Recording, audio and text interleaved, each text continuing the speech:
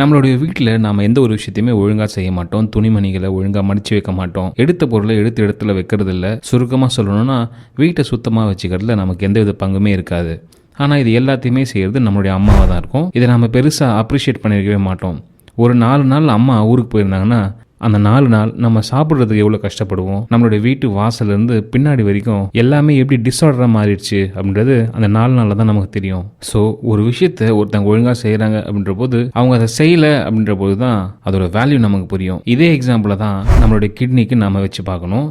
இப்போ மாறி வரக்கூடிய இந்த லைஃப் ஸ்டைலில் பல விதமான லிக்விட் டயட்ஸை நம்ம யூஸ் பண்ணுறோம். Soft drinks, high sugar content juice, contaminated waters, இன்னும் நம்ம சாப்பிடக்கூடிய பல விதமான veg food, non veg food and இது கூடவே நம்மளுடைய பாடியை கம்ப்ளீட்டாக கண்ட்ரோல் பண்ணி ஆக்டிவாக வச்சுருக்கக்கூடிய வாட்டர் கண்டென்ட், இது எல்லாத்தையுமே கம்ப்ளீட்டாக கிளென்ஸ் பண்ணி க்ளீன் பண்ணி நம்ம உடம்பு ரொம்ப ப்ராப்பராக வச்சுக்கிட்டு நாம் போட்ட குப்பைகளை நமக்காக சுத்தம் பண்ணுறது தான் நம்மளோட கிட்னி. இன்றைக்கி நம்ம பார்க்க போகிற விஷயம், உங்களுக்கு கிட்னியில் ஸ்டோன் இருந்துச்சுன்னா மட்டும்தான் இதை நீங்கள் பயன்படுத்தணும் இல்லை. உங்களுடைய சிறுநீரகத்துக்கு இத்தனை நாள் நீங்கள் ஏதாவது நன்றி சொல்லணும் அப்படின்னு நினச்சிங்கன்னா இந்த ஒரு ஹோம் ரெமெடி நீங்கள் எடுத்துக்கலாம். இதை நீங்கள் தொடர்ந்து எடுத்துக்கும் போது உங்களுடைய சிறுநீரகத்தோட செயல்பாடு கண்டிப்பாக அதிகரிக்கும், உங்களுக்கு நன்றி தெரிவிக்கும். இதன் கூடவே அதிகப்படியாக உங்களுக்கு குடி பழக்கம் இருக்குது, நிறைய புகை பிடிக்கிறீங்க, கண்டாமினேட்டட் வாட்டரை நீங்கள் நிறைய யூஸ் பண்ணுறீங்க, தேவையில்லாத உணவுகளை அதிகமாக சாப்பிட்றீங்க, கார்போனேட்டட் ட்ரிங்க்ஸ் இல்லை தண்ணியை குடிக்கிறது இல்லை, இது போல் பல விதமான பிரச்சனைகளை உங்களுடைய கிட்னிக்கு நீங்கள் உட்படுத்திருந்தீங்க அப்படின்னா இந்த ஹோம் ரெமடியை நீங்கள் ட்ரை பண்ணலாம். நம்மளுடைய ஆரோக்கியமாக இருக்கக்கூடிய இந்த கிட்னி தான் ஒரு நிமிடத்திற்கு ஒரு 1/2 கப் அளவிற்கு ரத்தத்தை சுத்திகரிக்குது.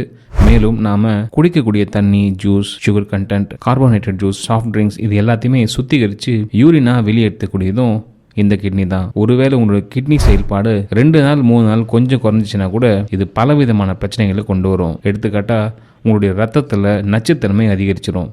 ரத்தத்தில் நச்சுத்தன்மை அதிகரிச்சிடுச்சு அப்படின்னாலே இது முழு உடலையுமே பாதிக்கும். ஏன்னா ரத்தம் தான் எல்லா உள்ளுறுப்புகளுக்கும் சென்றடையுது. அதோட செயல்திறன் தான் நாம் இன்னைக்கு விளங்குறது. மேலும் நம்மளுடைய ரெட் பிளட் செல்ஸை நல்ல நிலையில் வச்சுக்கிறதுக்கும், உறுதியான எலும்புகள், ஆரோக்கியமான வாழ்க்கை, உயர் ரத்த அழுத்தம் போன்ற பிரச்சனைகளுக்கு கிட்னியில் இருந்தும் சில வகையான ஹார்மோன்கள் சுரக்க தான் செய்யுது. இது நம்மள எத்தனை பேருக்கு தெரியும் அப்படிங்கிறது தெரியாது. மேலும் நம்மளுடைய ரத்தத்தில் சரியான விதத்தில் சோடியம், கால்சியம், பாஸ்பரஸ், பொட்டாசியம் போன்ற முக்கியமான சால்ட்ஸ் எல்லாமே ஒரு ப்ராப்பரான ப்ரொபோர்ஷனில் இருக்கணும்.